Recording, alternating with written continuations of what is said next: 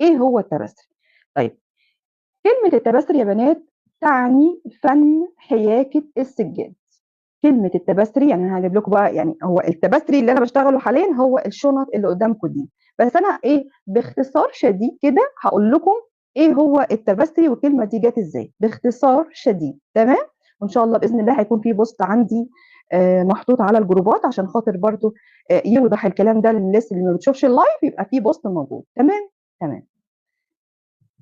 كلمة التبستري تعني فن حياكة السجاد، والفن ده قديم قوي.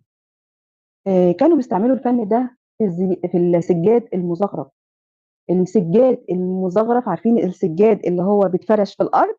هو ده كان بيتعمل منه سجاد بالخيط. تمام؟ الخيط السجاد ده، السجاد المزخرف ده اتعمل منه شغل رائع، وكان هو فن قديم زي ما قلت لكم جدا جدا. اتعمل منه شغل حلو جدا جدا. والسجاده يعني من كتر جمال السجاده، تبص للسجاده تحسي حاجه فخمه من جمال السجاده. كانوا بيعلقوها على الحيطه، آه، ما كانوش بيفرشوها في الارض. والفن ده انتشر فعلا يعني كتير قوي قوي قوي، وكان مشهور كتير قوي قوي قوي فين؟ في اوروبا وفرنسا. عايزه اذكر ان السجاد ده، فن السجاد ده او السجاد المزخرف ده، انا اشتغلت فيه. كان ليا الشرف بجد ان انا اشتغلت فيه. كان بيتعمل كميه هنا عندنا في مصر، وكانوا كمان بيجيبوا البنات. يعني احنا كنا مجموعه كبيره جدا جدا جدا جدا. هقول لكم بقى اللي انا شفته بعيني هنا. مجموعه كبيره جدا جدا جدا من البنات ومن السيدات بيشتغلوا فيه، وانا كنت واحده منهم. آه، كنا بنشتغل كان يعني هو عباره عن خيوط صوف معينه، وكنا بنمشي على رسم. بصوا شايفين كده رسمه الشنطه بتطلع ازاي؟ السجاد برضو ليه رسمه معينه، وكنا فعلا بنشتغل فيه بطريقه معينه، بس مش كروشيه. تمام؟ ركزوا، ده مش كروشيه. بيتعمل بالخيط الصوف، بس ليها رابطه معينه في السجاد. هو عارفين كده شكل كمان النول؟ ده برضو كنا بنعمل منه نقول كده حاجات كده وعليها رسومات، فاحنا بنمشي برسم بربطه معينه بالخيط الصوف ده. استمتع بالايد جدا جدا. كنا بنربط ربطه معينه كده اتعلمناها، كان هم بيعلمونا عشان نمشي عليها لان محتاجين كميه سجاد كبيره. آه والوان بقى. الله على الجمال، الله على التحفه. فكان ليا الشرف فعلا فعلا ان انا اشتغلت في السجاد ده. والسجاد ده بقى كان فين؟ ده ما كانش بيتباع عندنا هنا، يعني كان قليل قوي، كميه قليله قوي اللي كانت بتتاخد من هنا. ولكن اصلا اساسا السجاد ده كان معمول عشان يبعتوه خارج مصر. كان بس فين بالظبط والله انا ما فاكره، لاني طبعا من فتره طويله، الموضوع ده من فتره طويله جدا جدا. كنت بنوته صغيره، مش كبيره يعني، قبل ما اتجوز بكتير يعني. فانا ليا الفخر فعلا فعلا اشتغلت في حاجه زي كده، وان هي تطلع بره مصر. يعني كنا بنشتغل بقى، بقول لكم كميه بيانات كتيره، وغير كده كمان اتعمل شغل منه حلو جدا جدا. ده كده بالنسبه لكلمه التبستري. خلاص كده عرفنا كلمه التبستري جايه منين او اساسها ايه. تبستري تعني فن حياكه السجاد، اللي هو السجاد المزخرف. تمام؟ تمام. طيب، نيجي بقى للشنط اللي انا بشتغلها دلوقتي. الشنط دي اول ما ظهرت في كولومبيا. ظهرت في كولومبيا. وعايزه اقول لكم ان الشنط دي اساسها ما اسمهاش شنط تبستري. الشنط دي اساسها اسمها شنط الوايو. الشنط الوايو دي هي اتسمت يعني على اسم القبيله.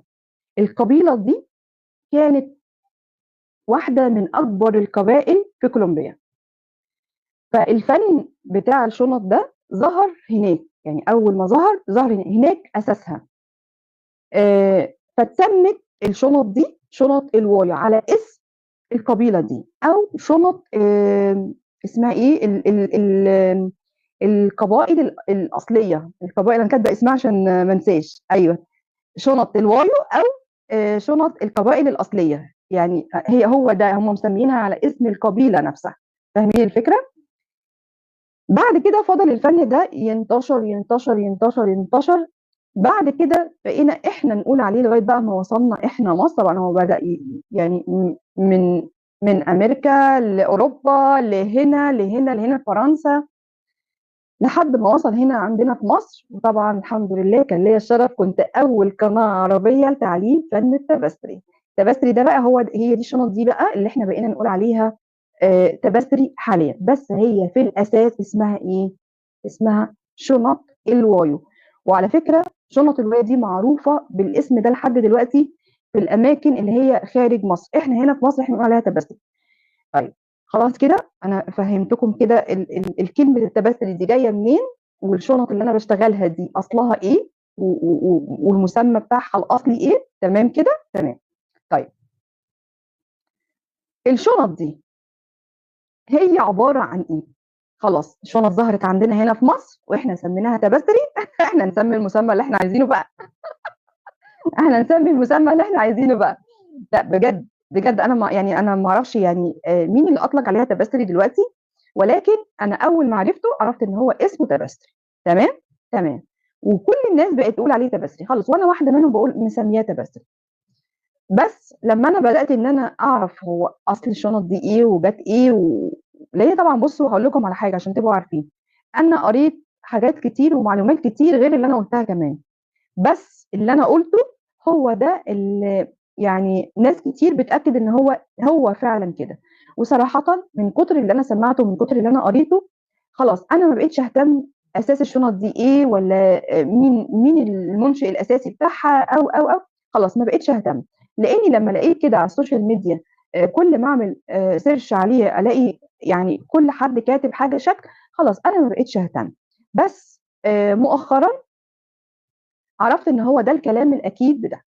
ما بقتش اهتم ليه؟ لاني خلاص انا اتعلمت فن جميل وعشقته وخلاص الحمد لله ربنا اكرمني يعني في فعلا فعلا آه عرفت كل تفاصيله لدرجه ان الاجانب بتدخل تسالني ده عاملاها ازاي، بيبقوا عايزين يعرفوا التفاصيل. والحمد لله الحمد لله قدامكم القناه هتلاقوا ناس مش مصريه مش مصريين كاتبين بيقولوا لي ان انت الوحيده اللي بتعملي الشنط دي بتشرحيها من البدايه للنهايه. فالحمد لله ربنا كرم. فخلاص ما بقتش ان انا اتعلمت فن حلو والحمد لله شغاله فيه ومش قادره حتى ابعد عن شغله. فخلاص هعرف هو لما لقيت بقى فيه اقاويل كتير وكده يعني فاهمين الفكره. طيب نتكلم بقى على الشنط دي بتتعمل ازاي. برضو باختصار شديد جدا، الشنط دي يا بنات هي بغرزة حشو. يعني هي عبارة بس عن غرزة حشو. طبعا كلنا عارفين غرزة الحشو. غرزة الحشو اللي هي جاية من غرز الكروشيه. كلنا عارفين غرز الكروشيه اللي احنا عارفينها الأساسية: غرزة حشو، غرزة عمود، غرزة منزلقة، غرزة عمود بلفتين، غرزة عمود بثلاثة. دي الغرز اللي هي الأساسية. وطبعا بنعمل بقى منها غرز كتير على حسب الباترونات اللي بتقابلنا في الكروشيه العادي. تمام تمام. طيب بالنسبه بقى التبستري، ايه هو بس عباره عن غرزه حشو. التبستري او الشنط اللي انا بعملها اللي هي شنط الوايو هي بس عباره عن غرزه حشو بس. طيب غرزه حشو يا فاطمه الالوان دي بتطلع ازاي؟ غرزه حشو مع تغيير الالوان واحنا بننفذ الباترون اللي احنا شغالين منه. طبعا كل شنطه بيبقى ليها الموديل بتاعها وليها الباترون بتاعها. وطبعا ممكن توظفي اي باترون معاكي لاي شنطه. بس طبعا مؤخرا انتوا طبعا عارفين المعلومات الاكيده. خليني اتكلم في مصر كلها لشنط التبستري هي المعلومات الصحيحه اللي هي بتكون عندي. ليه؟ لان انا اشتغلت فيه كتير جدا وعرفت حاجات كتير قوي قوي قوي قوي. في حاجه اسمها انا سميتها اللي هي النسبه والتناسب. في اقاويل كتير كده خاصه بيا انا بقولها وانا شغاله. آه، خلتني برضو اقول لكم واعرف طبعا من دراستي ليه ان كل باترون في باترونات تقدري توظفيها على كذا شنطه، وفي باترونات انت ما تعرفيش توظفيها لازم ليها موديل معين او شكل معين. طبعا ده على حسب الباترون اللي بيقابله. تمام. لان طبعا في حاجه اسمها شكل جمالي، في حاجه اسمها عينك تبقى مرتاحه. عارفين عيني كده لما ترتاح؟ لا، الكلمه دي اتاخدت مني يا بنات، خدوا بالكم. حطوا بس خط كده على الكلام اللي بيطلع من لسان فاطمه السيد، هو ده الكلام ده بيتاخد وبيتحط في اماكن تانية. عيني ترتاح للشنطه. ده من ايه؟ ده من التناسق بتاعها بكل حاجه، مش شرط بس الالوان، لا طبعا في كمان رسمه بتقدري توظفيها، في علو، وفي مساحات، في حاجات كتير قوي قوي.